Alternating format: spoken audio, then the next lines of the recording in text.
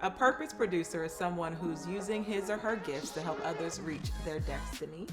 Who are you and what makes you a purpose producer?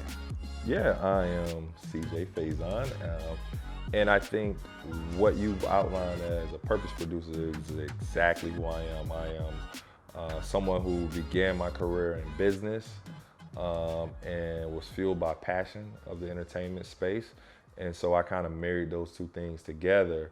Um, and in that way, I'm able to serve creatives who maybe don't care as much or don't understand the business aspect of filmmaking. Because at the end of the day, this is show business, emphasis on business. And so I'm able to help creatives, right, get their projects made and get it out. And in that way, it serves me, but I'm also able to serve them. And I think that's the highest form of functioning is when you're able to serve others with your gift that fills you. One of the things we talked about earlier this year was cultivating that community and being Yeah, able to lift while we climb. What does absolutely. your community look like and who lifted you up while they were climbing? So my community is a community where I am the median of that community. So there are people that are, actively lifting me and building me, and there are people that I am actively building. I've been fortunate enough to know, I would say, a lot of my community for years. When I think of like my big bro James Bland, who he and I do so much together, and we've been together since 2006 at FAMU. Or I think about my producing partner Takara Joseph, or Jenna, who I met in LA and built, a really good community. Or I think about, Xavier Bergen, who is, an amazing director. I always call him the next Ryan Coogler. I'm able to help him, bring projects to life and when they're done and so on and so forth. And so there are so many creatives that I am surrounded by that lift me up and I'm able to serve them in that way. And that's my tribe, that's my community, and that's who I look to really grow and do projects with. We know that tribe is so important, Absolutely. especially in this business where people try you. Yeah. Sometimes you need a tribe to Yeah. surround you and protect you and sometimes defend you. But let's talk about your journey to film and entertainment, to Yeah. television and film. Where did you start? I know you started out in business. What was that journey like to get to Hollywood? Yeah, so it's funny. I started out in business and I was working at a biotech company, interfacing with Wall Street directly and being mentored really by the C-suite, hands on, to the point where I was having dinner at my CEO's house. And it's not like a small company, this is the world's largest biotech company. They make drugs for pharmaceuticals, so for big pharma, Pfizer, Eli Lilly, etc. And I just was so unfulfilled. I was so unfulfilled and sitting in my cubicle every day. And it came to me in a vision that I was supposed to be in this space. And at the time, I thought it was as an actor. But the more I began to like go down that path, I was able to quickly see that I wanted to create. I wanted to be on the end of bringing projects to life that I was passionate about. And in that, I was able to marry, my business passion with this entertainment passion of mine. And so I went from, at the time, living in Indianapolis, taking on the merger with Eli Lilly, to moving back to New York, and really starting to pursue the career, then moving to Atlanta, to really start making content in what I considered at the time to be a smaller pond, to where I could really meet with other people that were driven by the same ambitions that I had. And from there, moving to LA, taking a big jump to LA and trying to survive in the big pond, in the biggest pond, I think, in terms of our space, our industry. And God was able to show up as he always does and see me through. And so 7 years later, I 7 years completion, yeah, sounds like. yeah, that's the year of completion. 7 years in LA, I'm able to now come back to Atlanta and still have my presence in LA and go back and forth that way and keep creating with other creatives. And my journey has been one fueled by faith. I'm very decisive when I know something, but that's because I'm so connected to Source. And so I'm able to hear him when he tells me when I should move and what I should do. And my wife is a huge, part of my tribe as well. Um, she's not in entertainment, but she's an intricate part of my life, and so I consult with her on a lot, and she's able to back me and check me in right ways. Yeah. Let's talk about that journey of faith, because you said 7 years. A lot happens in 7 years. There's Yeah, a lot of pivoting in yeah, 7 years, and a lot of questions. Sometimes we are the ones with the questions. We're asking God why and yeah, when, but also there's the people factor. absolutely. There are people around who are saying, "How could you leave this top company? How could you leave? Are you sure that's what God said to you? Are you sure God told you to move? Are you sure God told you to move again? How do you discern what's His voice versus the crowd around you?" Yeah, I think for me, right, I think a lot of it is relational. So it's having that relationship with God to where you're in so much communication with Him, constant communication that you're able to know His voice. You know what I mean? I liken it to when you know your family member, or you know someone, you don't need caller ID. You pick up the phone and you know exactly who it is because you know their voice. You come familiar with it. It's the same way with God for me. When you're in constant communication with Him, you can hear when He's speaking to you versus when yourself is trying to do something that, maybe oftentimes, if we're being honest, we would lean into the easier route, what felt more easier and more natural. God is the one that's really pushing us a lot of times into spaces that are not as comfortable for us. And so for me, it was literally just having that relationship with Him since I've been a child, so I know when God's talking to me. And then just having the faith, man. I come from very humble beginnings. I come from street culture. My whole journey to FAMU was almost cut short because of a possible attempt on my life and being incarcerated. So like I've seen it all. So I know Wow. God to be true and I have that relationship with Him. So it's not hard for me to lean into when He tells me, something I should be doing. Who was CJ before FAMU? A brick boy. I always say that, man. I was very much so. Always been smart, so I don't want to give off the image like I was this street corner drug dealer. But I was always fascinated by like mobster life and that type of stuff, and I was influenced by it. I mean, if we're being honest, rap culture glorifies that, and that's what so many kids from the inner city are influenced by and fueled by, and I was no different in that way. But I had a calling on my life, and I had a mother that was um, persistent. I had a sister, I had a cousin who was like my big brother that really wanted to see the best for me.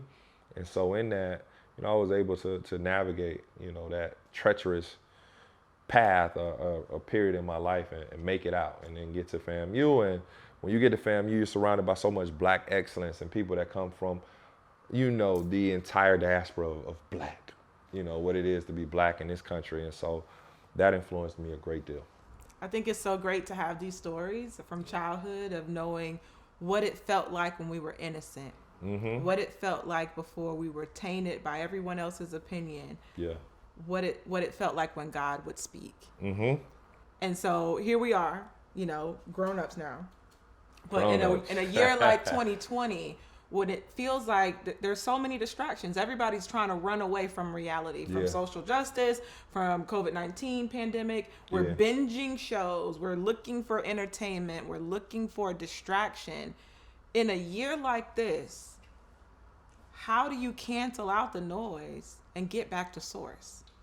It's so crazy, man. I had to make myself sound like this unicorn or anything of that way because I'm influenced by things just as we all are. However, I made a decision very early on into the pandemic when it seemed that it was going to stick, was that I was going to allow myself the space and the freedom to just be and do what felt real to me as we adjusted to this new world, right? In terms of not feeling like I needed to pump out 1,000 shows or 1,000 projects, not feeling like I needed to be depressed because the luxuries that I had taken part in were being stripped away from us, not feeling like I needed to be involved in every march because of, the tragedies that were occurring to our culture, but just doing my part and realizing that, if I did my part, I was contributing to the greater good. If I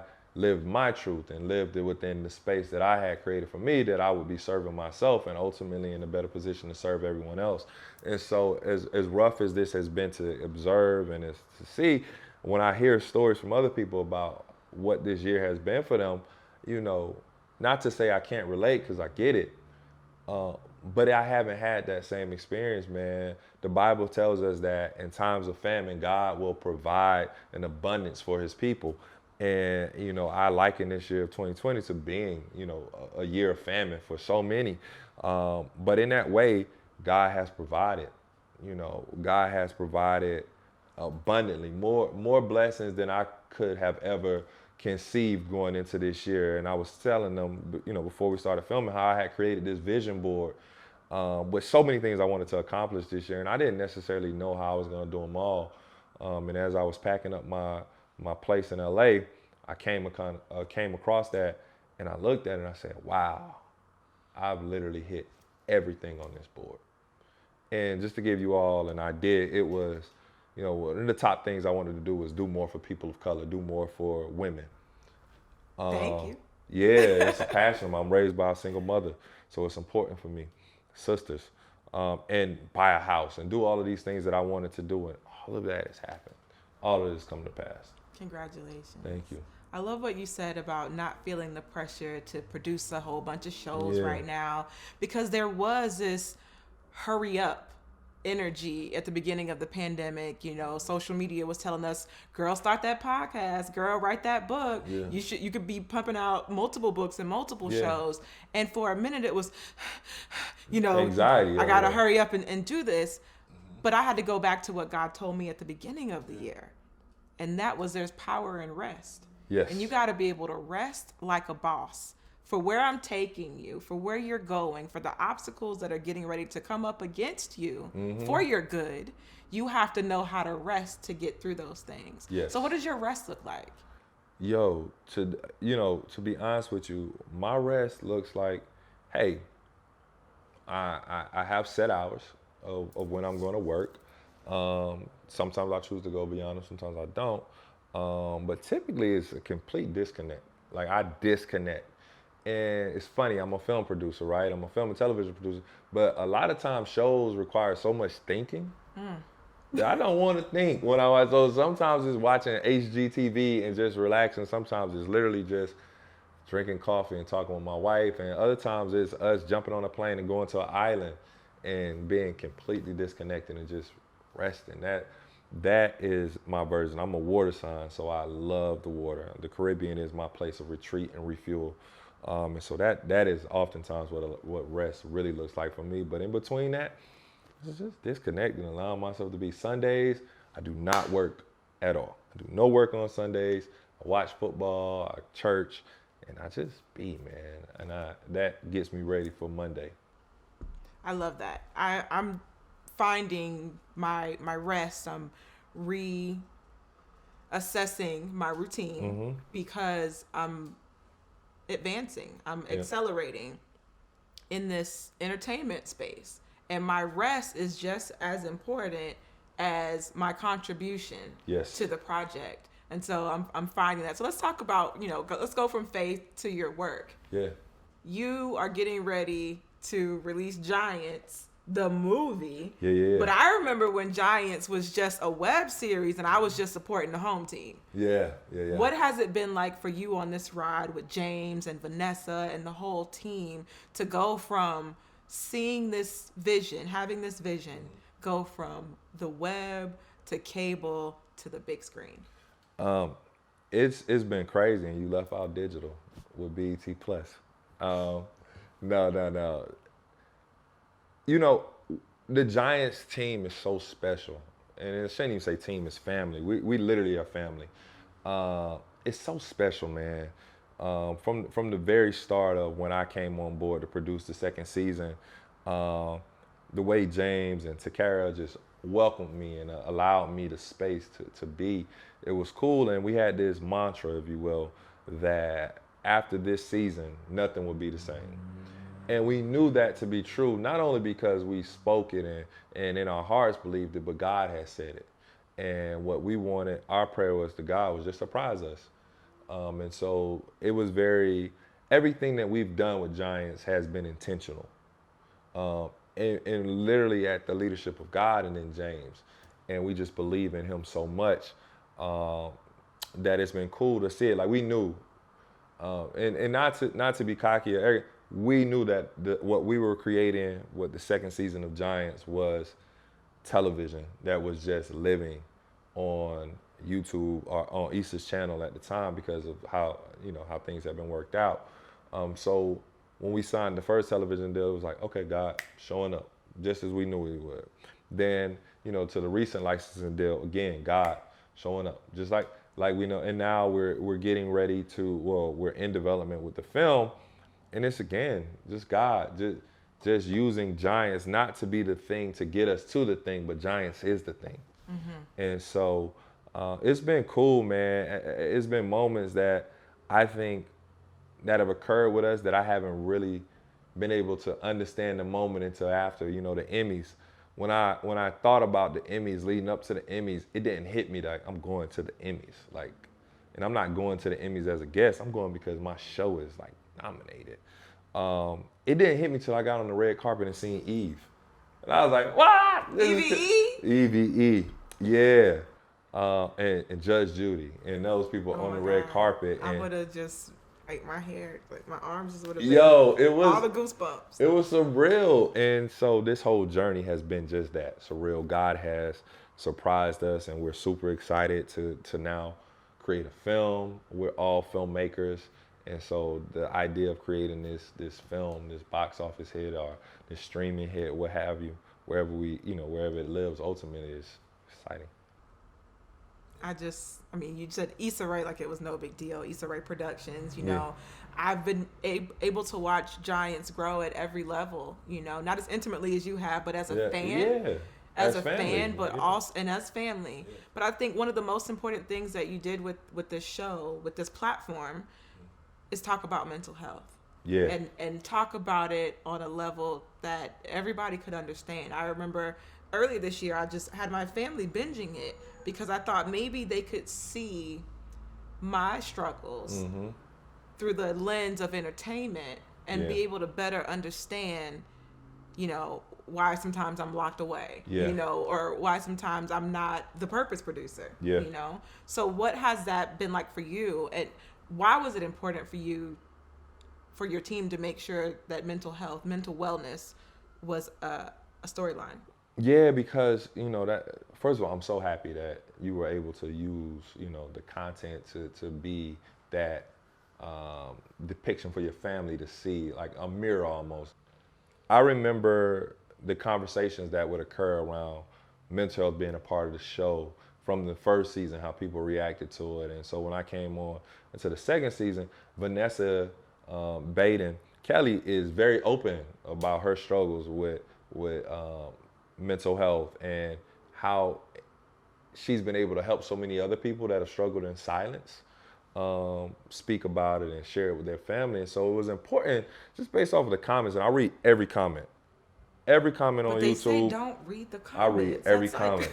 I read that's every a rule, an unwritten rule. I think creatives shouldn't read it, but as a producer, I wanted to know what people were saying, how people were receiving it, and that resonated. And then so, for us, it was so important to be an advocate for the culture, for people that were dealing with that, to not only show them that they're not alone, but to also show them ways in which they can deal with it. And so even beyond the screen, beyond the lens, we've done panels and different talks on mental health because it's something in our communities that has been deemed as taboo for far too long. And we're seeing so many people leave this place, leave Earth, take their own lives because they're having to struggle in silence and they're not able to get the help or the empathy from those around them that they need. And so mental health, this thing is bigger than Giants. It's literally for the culture.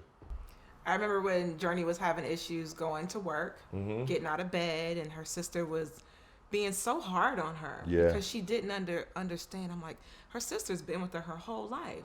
That should be the one person who knows, that's just how she is, or maybe something's different here. You would think that a person that close to her would be able to see those signs. But to see her struggle on screen made me feel seen, and in a way that I didn't know I needed to be seen. Yeah, that's why that was so important for me. So thank you for making sure that narrative continued and that people know that there's another way. Yeah. There are other ways through it. Wow, thank you. That blessed me, seriously. Really blessed me to hear you say that and to know that. And that's why I read the comments. Because contrary to what a lot of people think, the comments weren't negative. It was, you have that, but it's also people sharing their testimonies and speaking to how Giants was healing for them. And, some of the emails we will receive, man, they almost make you tear up because people were just really going through so much and it was so heavy. And so when you get that feedback from something that you created and put out into the world, man, it's bigger, it's more fulfilling than any deal, any licensing deal, studio deal, because if you're in content or in creating film or whatever just to get a check, God bless you. I didn't get in this space for this. This is ministry for me, in terms of how I'm able to share stories that I think oftentimes would be overlooked. And so when you get that feedback from people, man, it's just so fulfilling. It's so not about the check. Yeah. It's so not about the check. When I used to speak to journalism students in college, journalism students who were in college, the first thing I say is, if you don't love it, leave. Yeah. Change your major right now. I don't care if you're a junior, senior, sophomore. Don't waste any more time.